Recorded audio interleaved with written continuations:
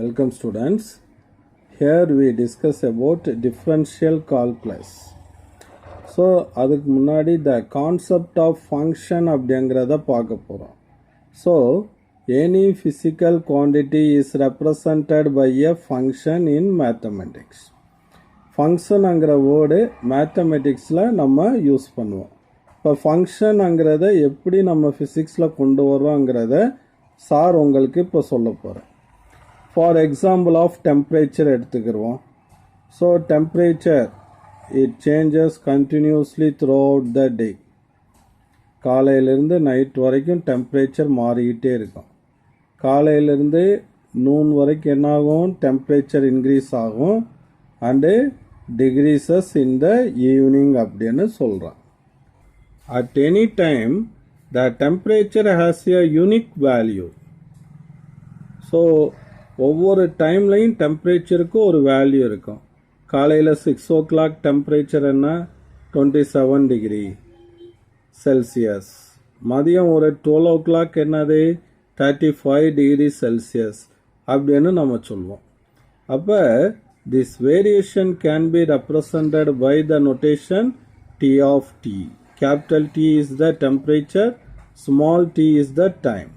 So here we say temperature as a function of time அப்படின்னு சொல்லுவோம். So டைமை பொறுத்து என்ன ஆகிட்டே இருக்கும், டெம்பரேச்சர் மாறிக்கிட்டே இருக்கும். அதனால தான் we say temperature as a function of time அப்படின்னு சொல்லுவோம். It implies that if the value of t is given, then the function t of t will give the value of temperature at that time t அப்படிங்கிறான். அப்போ time கொடுத்துருந்தா அந்த டைமில் temperature என்னங்கிறத இந்த function நம்மளுக்கு கொடுத்துரும். இப்போ 10 o'clockனா டெம்பரேச்சர் அட் 10 o'clock, 12 o'clockனா டெம்பரேச்சர் அட் 12 o'clockங்கிறது நம்மளுக்கு கொடுத்துரும் அப்படின்னு சொல்கிறான். அடுத்து இன்னொரு எக்ஸாம்பிள் என்னன்னா, a bus is moving on the road. So take the x coordinate அப்படின்னு வச்சுக்கிறோம். The position of the bus continuously changes with respect to time. இப்போ ஏங்கிற பொசிஷனில் 2 செகண்டாக இருக்கும்போது பஸ் கிராஸ் பண்ணிடுது. பிங்கிற பொசிஷனுக்கு 4 செகண்டாக இருக்கும்போது கிராஸ் பண்ணிடுது. அப்போ எக்ஸுங்கிறது டிஸ்டன்ஸ், டிங்கிறது டைம். அப்போ position of bus changes with respect to time. So இந்த ஃபங்க்ஷனை எப்படி டினோட் பண்ணுறோம், எக்ஸ் ஆஃப் டி அப்படின்னு டினோட் பண்ணுறோம். இப்போ ஒரு எக்ஸாம்பிள், ஒரு ஃபங்க்ஷன் இருக்குது, F of X equal to X square அப்படின்னு கொடுத்துருக்கேன்.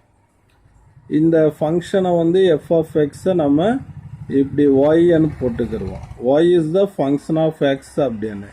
அப்போ F of X equal to X ஸ்கொயரை நம்ம Y equal to X square அப்படின்னு நம்ம எடுத்துக்கிடலாம். இதில் ஒய் எக்ஸ் மாறும்போது ஒய் மாறும். அதனால் ஒய்யை நம்ம என்னன்னு சொல்லுவோம் அப்படின்னா டிபெண்ட் வேரியபிள். எக்ஸ் மாறினா தான் ஒய் மாறும். எக்ஸோட வேல்யூவை பொறுத்து தான் ஒய் இருக்குது.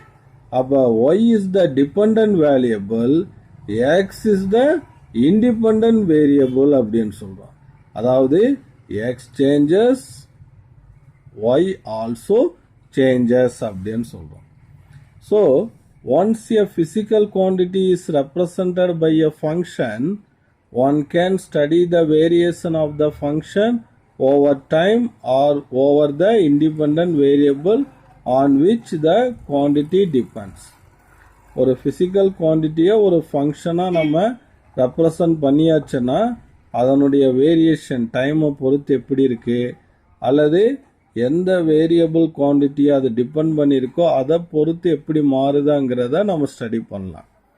அப்போ கால்குலஸ் அப்படிங்கிறது என்னது அப்படின்னு கேட்டோன்னா, is the branch of mathematics use to analyse the change of any quantity. ஒரு குவான்டிட்டியுடைய சேஞ்சை அனலைஸ் பண்ணக்கூடிய மேத்தமெட்டிக்ஸோட ஒரு பிரான்ச் தான் என்னது, கால்குலஸ். அப்போ இங்கே பாருங்கள், a function y equal to f of x. அப்போ அதனுடைய டெரிவேட்டிவ்னா dy by dx. அதாவது derivative of y with respect to x அப்படின்னு சொல்லுவோம். Mathematically, this represents the variation of y with respect to change in x for various continuous values of x. So, x மாற வெவ்வேறு வேல்யூக்கு மாற y எப்படி மாறுதாங்கிறத தான் இங்கே represent பண்ண போகிறோம். அப்போ இந்த டெரிவேட்டிவை எப்படி டிஃபைன் பண்ணுறோம் அப்படின்னு பாரு. dy by dx, the limit del x tends to 0, y x plus del x minus y of x by del x அப்படின்னு சொல்கிறோம். அப்போ del x tends to 0னா it should be indeterminate ஆயிரும். அப்போ வந்து del x வந்து very low வேல்யூவாக இருக்கும்போது நம்ம வந்து இந்த வேரியேஷனை வந்து del yன்னு எடுத்துக்கிடுவோம், கீழே del xன்னு எடுத்துக்கிடுவோம். அப்போ வந்து del x tends to 0 very ஸ்மாலாக இருக்கும்போது this del y by del x is represented as dy by dx அப்படின்னு சொல்லுவோம். இப்போ இதை வந்து என்ன பண்ணுறோம் அப்படின்னா இங்கே கிராஃபில் ரெப்ரசன்ட் பண்ணி அழகாக காட்டியிருக்கான். அப்போ இது y of x ஃபங்க்ஷன், இங்கே வந்து எக்ஸை எடுத்துக்கிறோம். அப்போ எக்ஸ் வேரியாக y வேரி ஆகிட்டே போகுது. அப்போ ஒரு இடத்துல வந்து டெரிவேட்டிவ் வேணும்னா நம்ம என்ன பண்ணுறோம், ஒரு ட்ரையாங்கிள் மாதிரி வரைஞ்சி ஸ்லோப் எடுத்துக்கிறோம். X axis variation del x, y axis variation del y. அப்போ dy by dx equal to del y by del x போட்டு கண்டுபிடிச்சிடலாம். அப்போ ஒரு பாயிண்டில் dy by dx வேணும்னா we draw the tangent to that point on the curve. அப்போ அந்த tangent எதை ரெப்ரசன்ட் பண்ணுது அப்படின்னா dy by dxஐ ரெப்ரசன்ட் பண்ணுது அப்படின்னு சொல்கிறோம். இப்போ ஒரு அழகான ஒரு கணக்கு கொடுத்துருக்கான். Consider the function y equal to x square. Calculate dy by dx using the concept of limit at that point x equal to 2 அப்படின்னு சொல்லி ஆரம்பிச்சு வச்சிருக்கான். பாருங்க, ரெண்டு பாயிண்ட்டை எடுத்துக்கிறோம். எக்ஸ்க்கு 2 and 3ன்னு நம்ம எடுத்துட்டு நம்ம பண்ணலாம். ஸோ ஃபஸ்ட் கேஸில் எக்ஸ்க்கு 2, இன்னொரு பாயிண்ட் வந்து 3ன்னு எடுத்துக்கிறோம். அப்போ del x அப்படின்னா என்ன பண்ணோம், x2 minus x1, that is the difference. 3 minus 2 என்ன ஆயிருது, 1 ஆயிருதா. அடுத்து y வேல்யூ கண்டுபிடிக்கணும். y ஈக்குவல் டு என்ன ஃபங்க்ஷன், எக்ஸ் ஸ்கொயரா. அப்போ y1 ஈக்குவல் டு என்னது, x1 square. y2 equal to என்னது, x2 ஸ்கொயர். அப்போ y1 equal to x1 square. x1 வந்து 2வா. அப்போ y1 ஈக்குவல் டு என்னது, 2 ஸ்கொயர். அப்போ y1 வேல்யூ 4. அப்போ y2 equal to x2 square. x2 என்னது, 3யா. அப்போ 3 ஸ்கொயர். அப்போ இங்கே y2ஓட வேல்யூ 9. ஸோ இந்த இடத்துல நம்ம இன்னொரு காலம் போட்டுக்கலாம். தட் இஸ் del y அப்படின்னு போட்டுக்கலாம். அப்போ del yங்கிறது என்னது, y2 minus y1. அப்போ என்னது, 9 minus 4. 9 minus 4 என்னது, 5 ஆயிடுச்சா. அடுத்து del y by del x. del y என்னது, 5. del xங்கிறது 1. அப்போ என்ன கிடைக்குது, 5 கிடைக்குது. ஓகேவா. ஸோ அடுத்த ஸ்டெப்பில் என்ன பண்ணுறோம் அப்படின்னா இந்த வேல்யூவை கொஞ்சம் கொஞ்சமாக குறைச்சிக்கிட்டே வரோம். x1 2, x2 வந்து ஒரு 2.5ன்னு எடுத்துக்கிறேன். அப்போ டிஃப்ரென்ஸ் என்ன வரும், 0.5 அப்படின்னு ஆயிடுச்சா. Right. y1 equal to x1 square, x1 2, அப்போ 4. ஸோ y2ங்கிறது என்னது, x2 ஸ்கொயர். இங்கே என்ன இருக்குது, 2.5ன்னு இருக்கா. அப்போ 2.5 ஸ்கொயர். அப்போ என்ன வரும், 6.25. அப்போ 6.25. ஸோ y2 minus y1 அதான் என்னது, del y. அப்போ என்ன வரும், 2.25.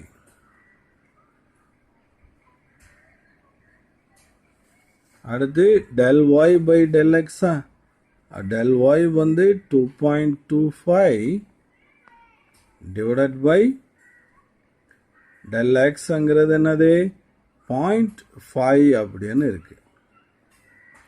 அப்ப இதுக்கான வேல்யூ என்ன வந்துடுது del y by del x இப்ப நம்ம போடணும். ஓகே, அப்போ இதுக்கு போட்டோம்னா நம்மளுக்கு 4.5 வருது. அடுத்து ஒவ்வொரு ஸ்டெப்லையும் இந்த வேல்யூவை நம்ம என்ன பண்ணுறோம் அப்படின்னா குறைச்சிக்கிட்டே போகிறோம். இங்கே 2, அடுத்த ஸ்டெப்பில் 2.25, இதே ப்ரொசீஜரை அவன் ஃபாலோ பண்ணிக்கிட்டே போகிறான். ஸோ 2.25 ஆயிடுச்சா. அடுத்து y1 வந்து x1 ஸ்கொயர் அங்கும்போது 4 y2 வந்து 2.25 ஸ்கொயர் பண்ணியிருக்கான். அதே மாதிரி del x del y போட்டு திரும்ப del y by del x கொண்டு வந்திருக்கான் 4.25. அடுத்து x1 2 அப்படியே வச்சுக்கிறோம், x2 இன்னும் குறைக்கிறோம் 2.1. அதே மாதிரி அதுக்கும் del y by del x கண்டுபிடிக்கிறோம் 4.1 அப்படின்னு வருது. அதுக்கு மேலே எல்லாமே டேபிளேஷனில் கொடுத்துருக்கான். 2.1 குறைச்சதை 2.01, அடுத்து 2.001, 2.0001. அப்போ del x வேல்யூ வந்து ரொம்ப லோ ஆகிட்டே வருது.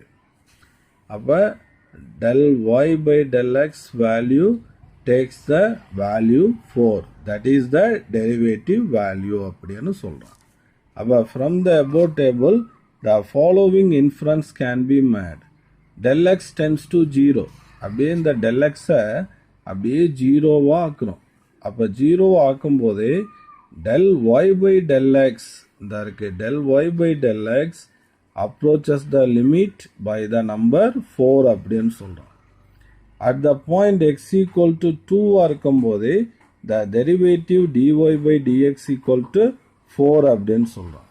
that means del x tends to 0 does not mean that del x equal to 0 அர்த்தம் கிடையாது. del x வேல்யூ ரொம்ப ஸ்மால் ஆகுது அப்படின்னு அர்த்தம். So if we substitute del x equal to 0 போட்டிங்கன்னா del y by del x become indeterminate போயிடும். In general, we can obtain the derivative of the function y equal to x square as follows. எந்த formula use பண்ணுறோம்? இந்த formula dy by dx equal to limit del x tends to 0 y x plus del x minus y of x in divided by del x அங்கிறத இங்கே use பண்ணுறான். இங்கே வந்து நம்ம பார்க்குறதுல y equal to x ஸ்கொயரா, அப்போ x plus del x whole square minus x square அப்படின்னு போட்டிருக்கோம்.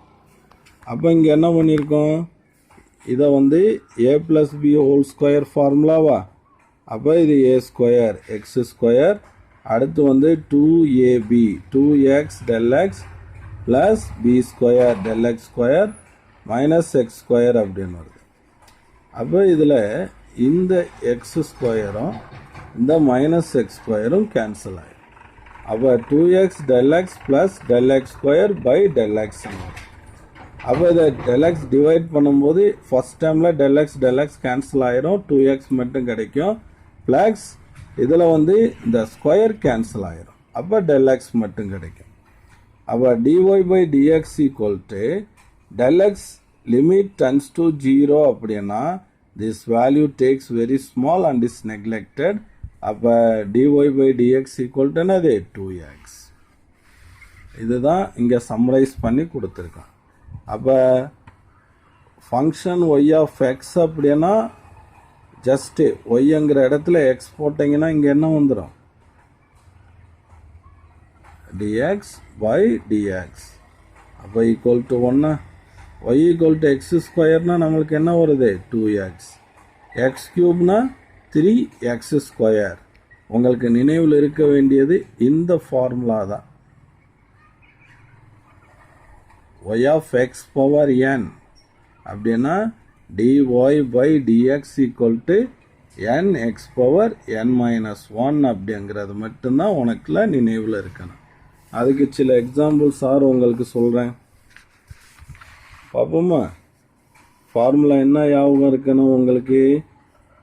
X power என் அப்படின்னு இருந்துச்சுன்னா இதுக்கு டிஃப்ரென்ஷியேஷன் டிஒய் பை டிஎக்ஸ் அப்படின்னா dx power n by dx equal to n x power n minus 1 வரும். இப்போ நான் ஃபார் எக்ஸாம்பிள் எக்ஸ் கியூபை டிஃப்ரென்ஷியேட் பண்ணுன்னு சொல்கிறேன். அப்போ இங்கே n இருக்க வேண்டிய இடத்துல என்ன இருக்குது? 3ன்னு இருக்குது. அப்போ எப்படி டிஃப்ரென்ஷியேட் பண்ணுவீங்க? dx கியூப் பை dxஆ? அப்போ n இருக்க வேண்டிய இடத்துல 3 போடணும். 3x 3 மைனஸ் 1 அப்போ 3x ஸ்கொயர் அப்படின்னு ஆயிரும். இப்போ நீ இந்த சம்மை போடு, நான் உன் கூடயே வர்றேன். எக்ஸ் கியூப்னு இருக்கு. அப்போ எக்ஸ் கியூப் அப்படின்னு இருந்துச்சுன்னா என்னங்கிற இடத்துல என்ன மட்டும் சப்ஸ்டியூட் பண்ணால் போதும். 5 ஃபார்முலா என்னது? என் எக்ஸ் பவர் என் மைனஸ் 1. அப்போ 5 எக்ஸ் பவர் 5 மைனஸ் 1. அப்போ 5 எக்ஸ் பவர் 4 அப்படின்னு இருக்கு. இது மாதிரி போட்டுருவீங்க. சப்போஸ் இன்னொரு எக்ஸாம்பிள், சப்போஸ் பவர் வந்து எக்ஸ் பவர் 2/3ன்னு போடுறேன். அப்போ என்னென்னு எடுத்துக்கணும்? 2/3 தான். பவரில் எது வருதோ அதுதான் என். அப்போ dx பவர் 2/3 பை dx அப்படின்னு போட்டிங்கன்னா n 2/3 x n minus 1 2/3 minus 1. அப்போ 2/3 அப்போ x என்ன வரும்? மைனஸ் 1/3. முடிஞ்சு போச்சா? ஸோ பவர் மைனஸ் இருந்தால் நம்ம புக்கில் கீழே டினாமினேட்டர் கொண்டு வந்து எழுதிக்கிடுவோம். அவ்வளோதான்.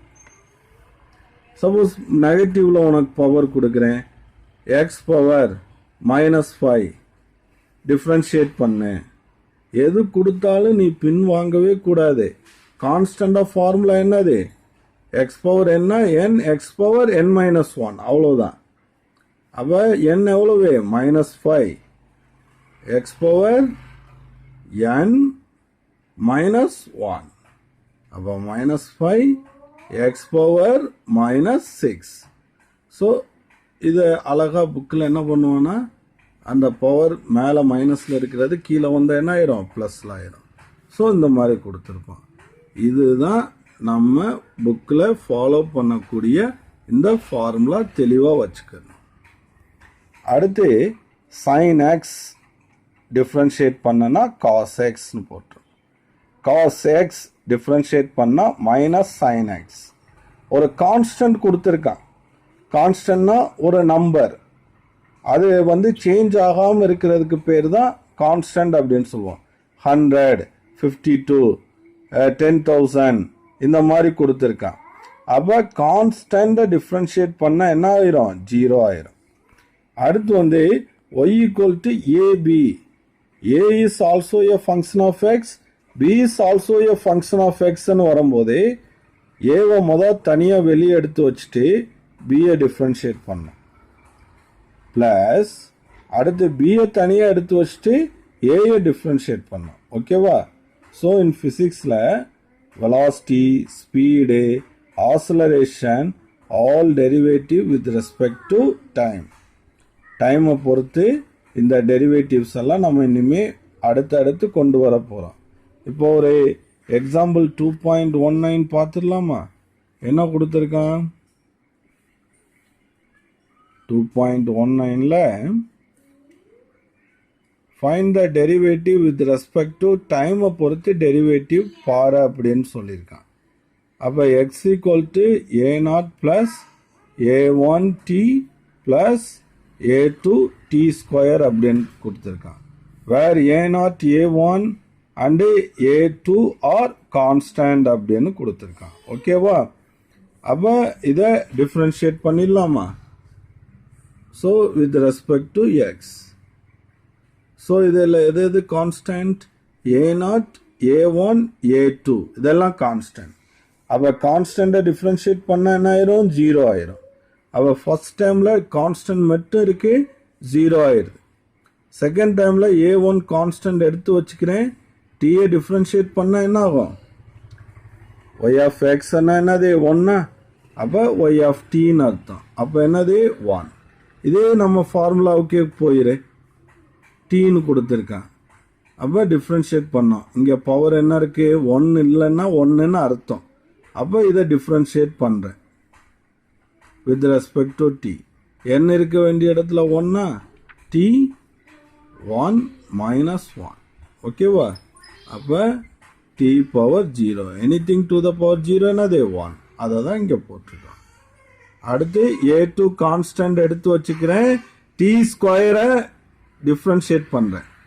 அப்போ இந்த டி ஸ்கொயரை நான் டிஃப்ரென்ஷியேட் பண்ணும்போது இப்போ டி ஸ்கொயர் அப்படின்னு இருக்கு. அப்போ எக்ஸ் பவர் என் ஃபார்முலா. அப்போ 2வை நான் எடுத்து வச்சுக்கிறேன். எக்ஸ் பவர் என்னது? n X power n minus 1 போடணும். ஓகேவா? அப்போ இங்கே பாருங்க, டி ஸ்கொயர் பை டிடி. ஓகேவா? டி ஸ்கொயரை டிஃப்ரென்ஷியேட் பண்ணும். அப்போ எக்ஸ் பவர் என்னது? n X power n minus 1.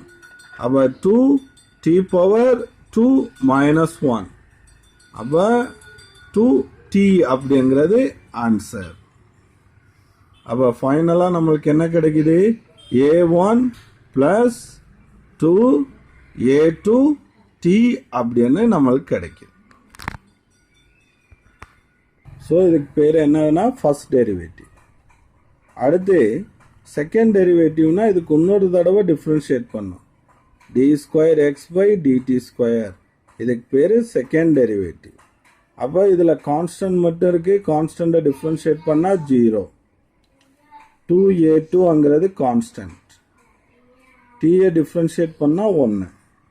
அப்போ செகண்ட் டெரிவேட்டிவ் வந்து 2a2 அப்படின்னு மட்டும் வரும். ஓகேவா? இப்போ உங்களுக்கு இன்னொரு சம் நான் கொடுக்கவா? இதே மாடலில்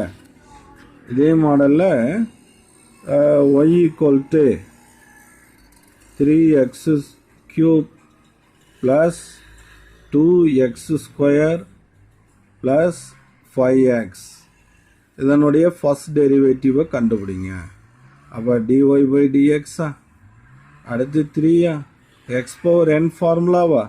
அப்போ x பவர் n ஃபார்முலானா என்ன வரும்? x பவர் nனா இதை டிஃப்ரென்ஷியேட் பண்ணும்போது என்ன வரும்? n x power n minus 1ங்கிறத நினைவில் வச்சுக்கலாமா? என்னங்கிறது 3. அப்போ x 3 மைனஸ் 1 ப்ளஸ் 2. இங்கே எக்ஸ் ஸ்கொயரா? அப்போ எக்ஸ் பவர் n வந்து 2 எக்ஸ் பவர் 2 மைனஸ் 1 ப்ளஸ் 5. எக்ஸ்ன்னு இருந்தாவே 1ன்னு போட்டுடலாம். இதே ஃபார்முலா அப்ளை பண்ணால் 1ன்னு வரும். அப்போ 3 இங்கே 3x square plus 2x plus 5ன்னு வரும். அப்போ 9x square plus 4x plus 5 அப்படின்னு ஃபர்ஸ்ட் டெரிவேட்டிவ் எனக்கு கிடைக்குது. இப்போ ஓரளவு ஐடியா கிடைக்கும்னு நினைக்கிறேன் ஸ்டூடெண்ட்ஸ். டவுட்னா கேளுங்க.